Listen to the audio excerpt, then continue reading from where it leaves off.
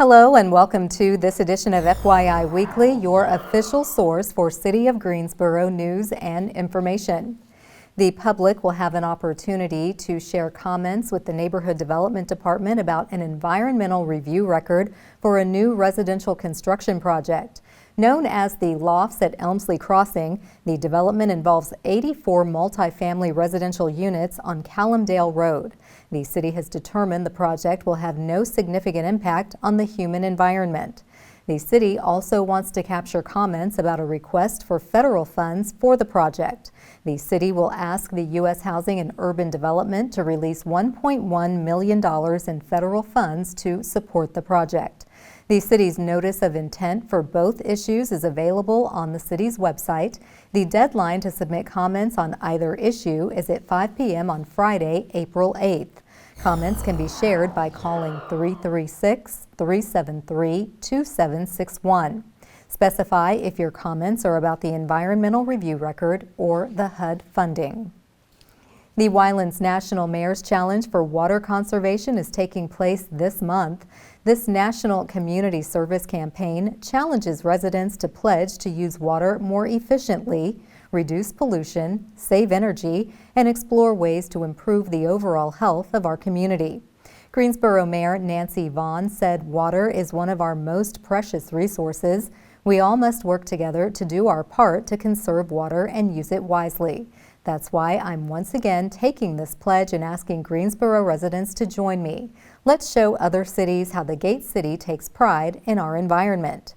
To join the campaign and take the pledge, simply visit mywaterpledge.com. In return, you could win $3,000 to pay your utility bills, product rebates, and water-saving devices for your home.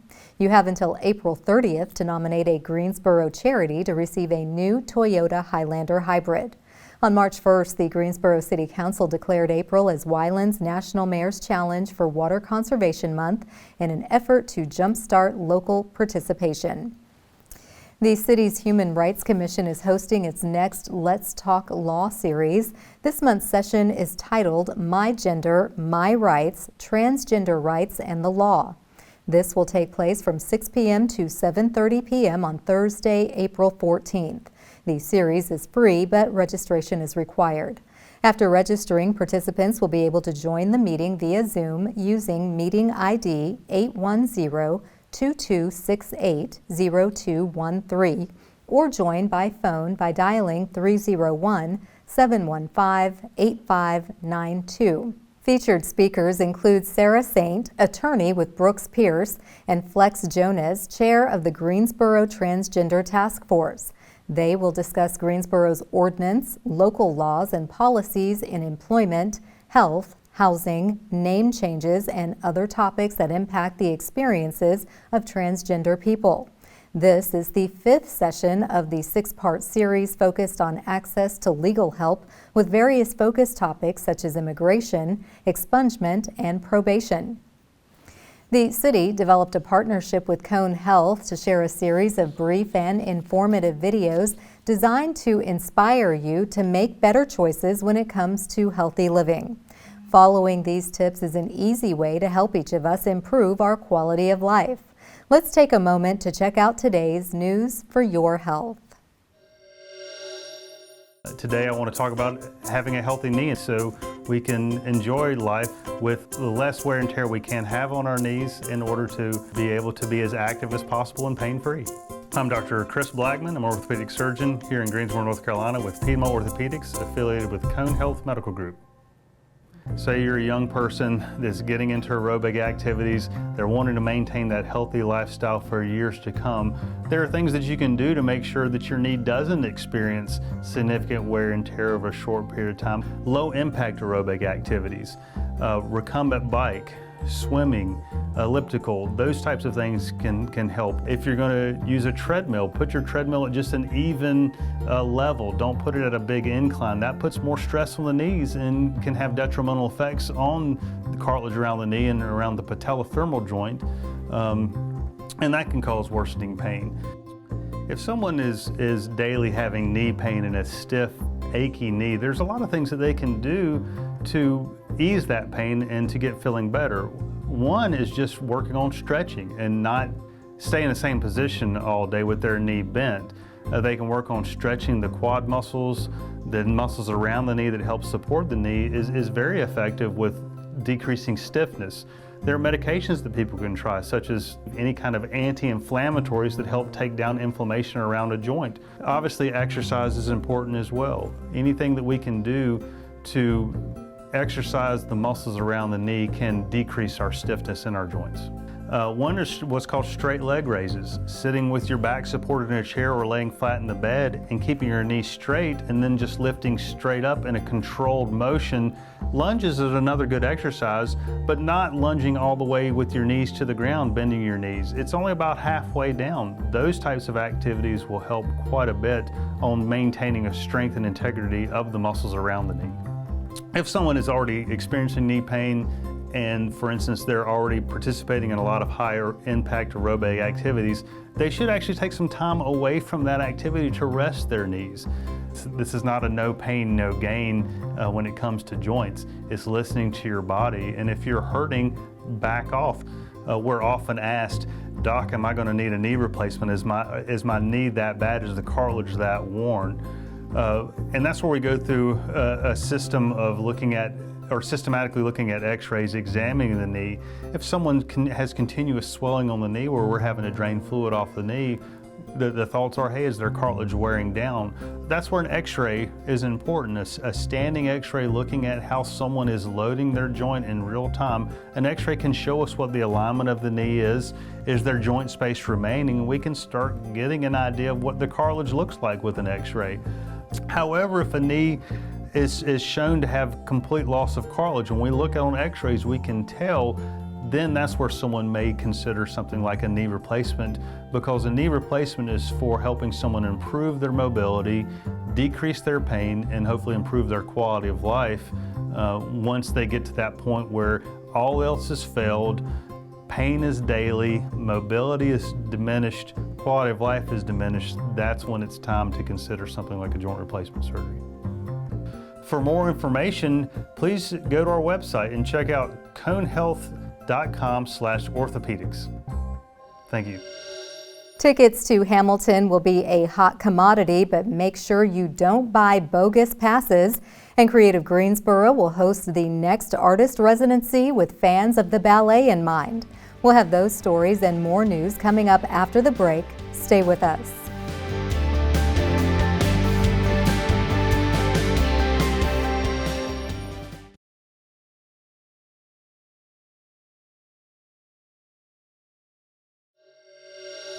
Welcome back to FYI Weekly. Hamilton will take center stage at the Stephen Tanger Center for the Performing Arts from April 6th through April 24th. Tickets are on sale now, but beware of potential scams. Most tickets will not exceed $249 plus applicable fees, with a select number of premium seats available for each performance. Third-party brokers are advertising tickets at much higher prices, but they do not actually have tickets. The only official and authorized primary sellers of Hamilton tickets include TangerCenter.com, Ticketmaster.com, the Tanger Center Ticket Office, and the Greensboro Coliseum Box Office. Also, beware of bogus Facebook event pages or tickets for general admission or zones. Hamilton tickets at Tanger Center are in reserved seat locations, so a general admission ticket would not grant you entry to the show. Typing Hamilton Greensboro in a search engine will not necessarily generate legitimate results. For more information, please send an email to the Tanger Center staff. The demolition of the structure located at 201 North Eugene Street is underway, starting with the installation of a fence around the work zone perimeter. Sidewalks along the construction area will be closed next. The demolition and subsequent site preparation for future development is expected to be complete by the end of June if the weather cooperates. Motorists are urged to use alternate routes to avoid the area or expect delays when traveling near the construction zone. The North Eugene Street land was part of a City Council approved land swap with Carroll Corporation to facilitate the city's development of the Eugene Street parking deck downtown. The North Eugene Street property will be turned over to the Carroll Corporation at the end of this project. Creative Greensboro's next artist residency is Revivolution, presented by the Royal Expressions Contemporary Ballet. This will be featured from April 11th to April 24th at the Stephen D. Hires Theater in the Greensboro Cultural Center. The residency will include community workshops, master dance classes, live performances, and collaborations with Black-led arts organizations and artists. Tickets for Revivolution are available online. Following a 4-year hiatus, the residency will serve as a return to the stage for Royal Expressions professional dance artists. The residency demonstrates the organization's evolution to better serve artists of color and the community at large. Through the residency and its community events, Royal Expressions seeks to advocate for equitable funding and opportunities for Black artists. The Greensboro Cultural Center is located downtown on North Davie Street. For more information about the artist residency, contact Creative Greensboro's Performing Arts Coordinator, Todd Fisher, at 336-373-2974. Before you spark the flames in your fire pit, make sure you follow the safety checklist. Coming up after the break, find out how common it is for fire pits to send people to the emergency room. Stay with us.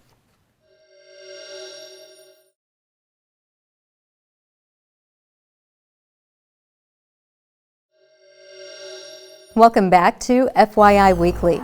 Between 2006 and 2017, the American Burn Association reported nearly 11,000 people younger than 19 went to the emergency room for fire pit-related injuries. The majority of those people were younger than 5 years old. Joining me now to explain the dangers associated with fire pits is Dee Shelton. She is the Fire and Life Safety Educator with the Greensboro Fire Department. Hello, Dee. Welcome back. Hey, Carla. Thanks. This is an interesting statistic to see so many people going to the emergency room because of an injury, I'm assuming a burn of some sort from a fire pit. Are we allowed to spark up a fire pit in Greensboro? You may have fire pits here in Greensboro. There are some guidelines that you should follow. You want to make sure that the fire pit is placed at least 25 feet away from a structure or anything that could catch fire.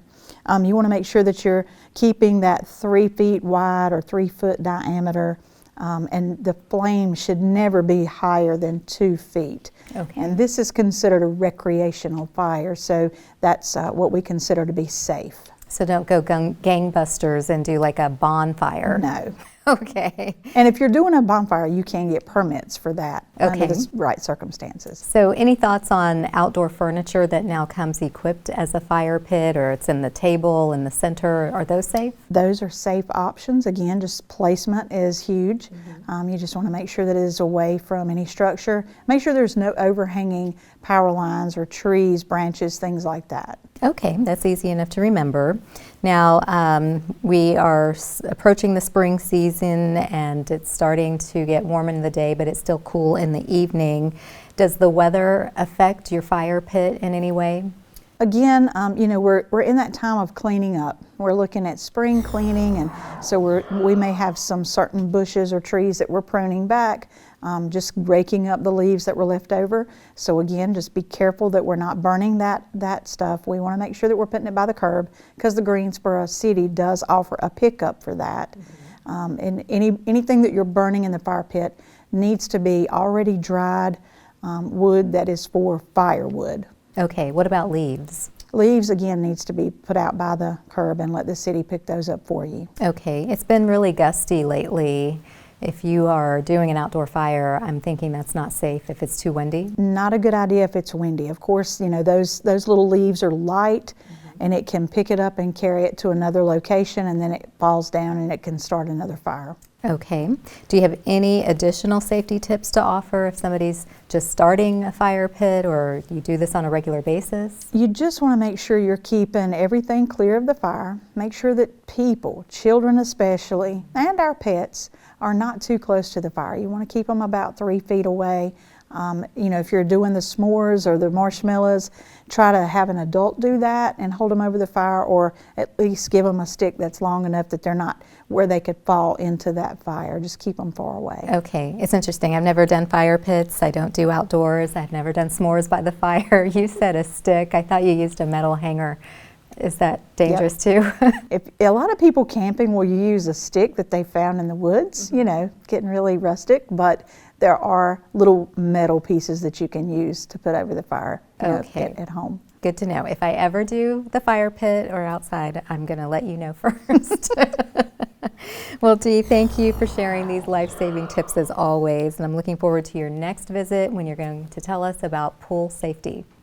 Yep. Thank you so much. Thank you.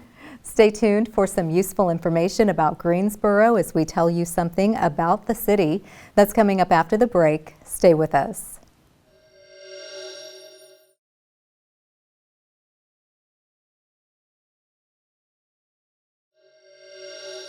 Welcome back to FYI Weekly. One way to stay informed about decisions that impact you and our city is by attending or tuning in to City Council meetings at 5:30 p.m. on the first and third Tuesday of the month. The fourth Tuesday is reserved for a meeting as needed. The City Council has resumed meeting in the Katie Dorsett Council Chamber on Level 2 of the Melvin Municipal Office Building, located at 300 West Washington Street. The public is allowed in person, but only in a limited capacity.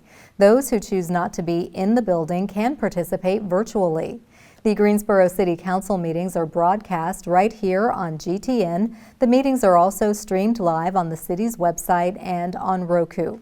To review the council meeting schedule and agendas, please visit the city's website. Here's an opportunity to learn a little something about the city. Proposals are being accepted to develop single-family homes on 12 properties within the Old Ashboro redevelopment area. These sites are scattered among the area, and this is part of a focused redevelopment effort by the Greensboro Planning Department and the Greensboro Housing Development Partnership. Gap financing of up to $50,000 per lot is available upon successful demonstration of a gap in the development budget. All information can be found in the Request for Proposal or RFP document. This RFP window will remain open until all lots have been developed. Price of the properties will be determined by a certified appraiser according to fair market value. For more information, please call Hart Crane in the Planning Department at 336-373-2748. Coming up after the break, we'll showcase our department spotlight, but first let's meet our neighbors who boomeranged back to Greensboro. My name is Tristan Bailey, and I moved back from Fayetteville, North Carolina. My name is Mary Beth Maddox, and I came back to Greensboro from Tuscaloosa, Alabama. I work at Guilford County Parks. I'm the marketing and special events coordinator. I never imagined as a single young black woman that I'd be able to afford a home on my own. I used the City of Greensboro's first-time homebuyers program to purchase my first home. I have to live in the home for 5 years, and it's forgiven 100%. Being a first-time homebuyer feels great. It really gives me a sense of independence, and I just enjoy really getting to put down roots here in Greensboro and also just making this place my own. It feels great to be back in Greensboro. I went to college here at A&T about a decade ago, and so much has changed in Greensboro since I've been gone. I'm the marketing services specialist at Biscuitville's Restaurant Support Center, and I also just love how diverse Greensboro is. There are so many people from different walks of life here, so I enjoy meeting people and hearing all the different stories. I came back to Greensboro because I was looking for new opportunities, and I knew I could find them here.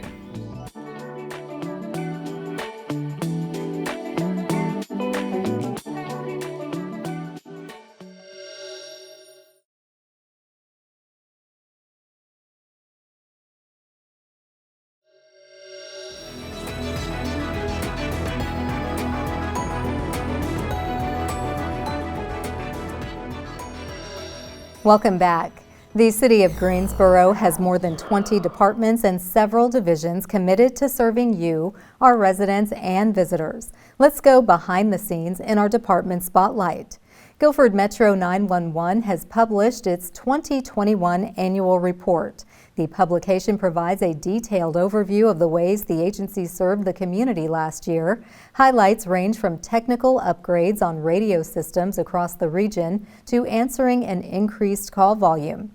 Read about department quality assurance, staffing, call volume, and other statistics, as well as awards and honors earned by the employees. Guilford Metro 911's annual report is available on the city's website.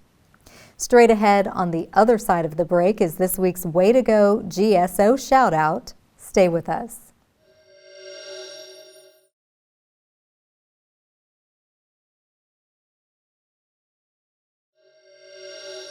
As we draw to a close, we always want to end on a positive note with our Way to Go GSO shout out.